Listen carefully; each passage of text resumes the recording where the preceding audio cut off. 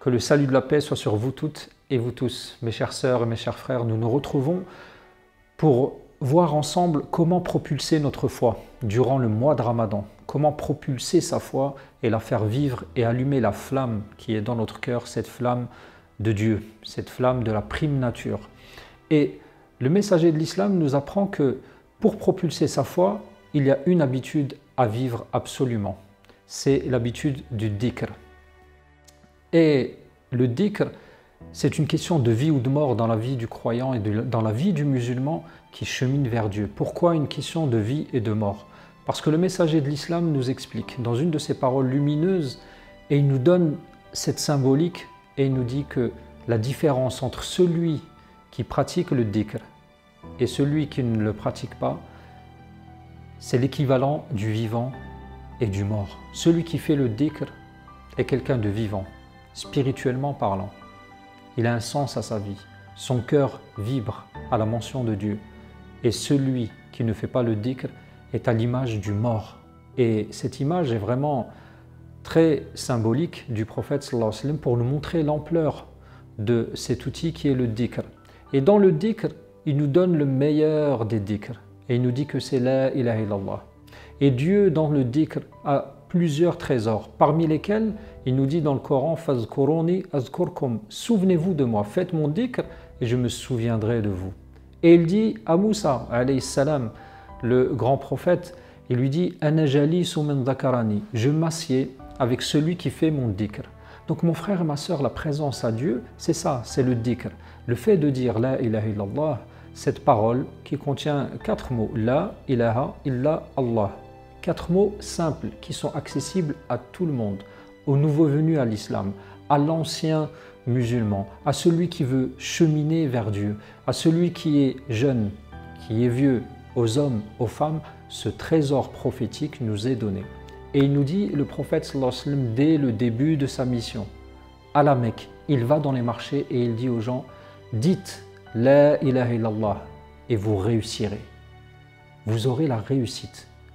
Et après que la mission ait commencé, quelques années plus tard, qu'est-ce qu'il dit à ses compagnons? Il leur dit renouvelez votre foi. Renouvelez cette foi qui se corrompt dans les cœurs, qui se salit, ces cœurs. Comment les guérir? Comment propulser cette foi? Les compagnons lui demandent mais comment faire au messager de Dieu? Et il leur dit akthiru min qawli la ilaha illallah. Répétez abondamment, abondamment, à l'infini, sans donner de nombre. Répétez abondamment La ilaha illallah. C'est une phrase spirituelle, c'est une affirmation divine. Et il dit, le prophète sallallahu alayhi wa sallam, c'est la meilleure chose avec laquelle je suis venu moi et les messagers qui sont venus avant moi et les prophètes qui sont venus avant moi. Et il dit que c'est la plus haute des branches, des affluents de la foi. Le fait de dire La ilaha illallah. Et cet homme qui vient lui demander, après quelques années de la propagation de l'islam à Médine, il vient lui demander, ô messager de Dieu, les rites de l'islam se sont accumulés et se sont multipliés. Donne-moi un outil qui me permettra de rentrer au paradis. Et il lui donne ce conseil qu'il donne à nous aussi, que ta langue ne cesse d'être fraîche par la mention de Dieu. La yazalu lisanuka ratban bidikrillah, que ta langue ne cesse de se rafraîchir par la mention de Dieu. Le fait de répéter la ilaha illallah nous fait entrer dans une citadelle.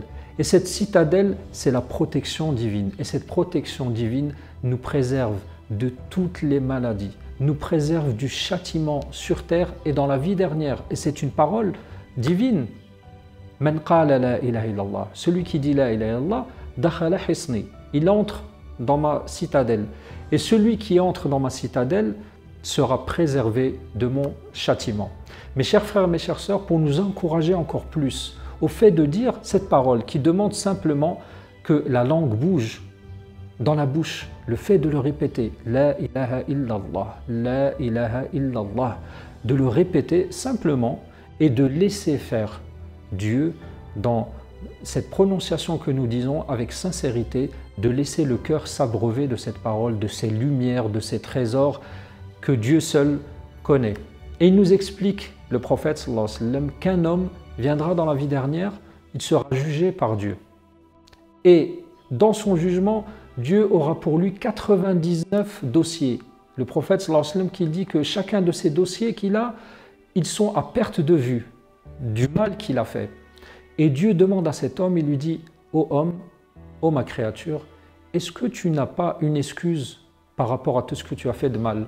Il dit « Non, je n'ai aucune excuse. » « Est-ce que tu reconnais tout ce que tu as fait de mal ?» « Oui, je le reconnais. » Et il lui dit « N'as-tu pas une hasana, une bonne œuvre que tu as fait dans ta vie ?» Il dit « J'en ai aucune. » Cet homme, il est sincère, il dit « J'ai aucune bonne œuvre. » Et là, Dieu demande aux anges, il leur dit « Un jour, cet homme a dit « La ilaha illallah ».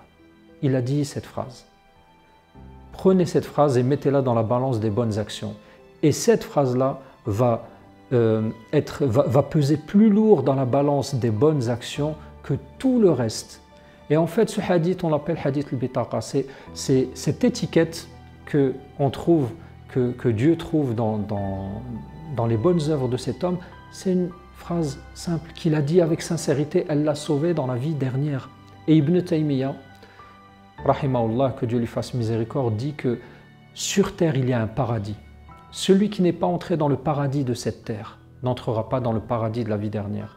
Et ce paradis, quel est-il? C'est la mention de Dieu. C'est les assises de dhikr, où on mentionne le nom de Dieu. Et le fait de mentionner le nom de Dieu, mes chers frères et mes chères sœurs, c'est quelque chose qui doit être simple, mais qui doit se faire en bonne compagnie, avec les gens que Dieu aime. Et on peut le faire seul. Et ce qu'on peut faire à partir d'aujourd'hui, c'est de pratiquer cette chose en marchant, en allant au travail.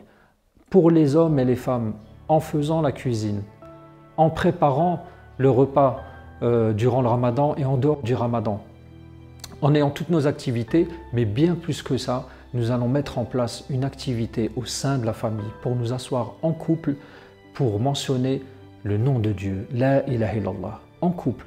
Ne serait-ce qu'un quart d'heure par jour, 10 minutes, 5 minutes. Pour ceux qui veulent plus, de faire 3 assises par jour. Une le matin, une en milieu de journée ou une dans la nuit. Et vous verrez le résultat avec vos enfants et avec vos épouses que cette parole, mes chers frères et mes chères sœurs, c'est la parole de libération. C'est la parole d'amour avec laquelle est venu le messager de la paix pour que ton cœur soit en paix. Et ton cœur ne sera en paix que avec le dhikr.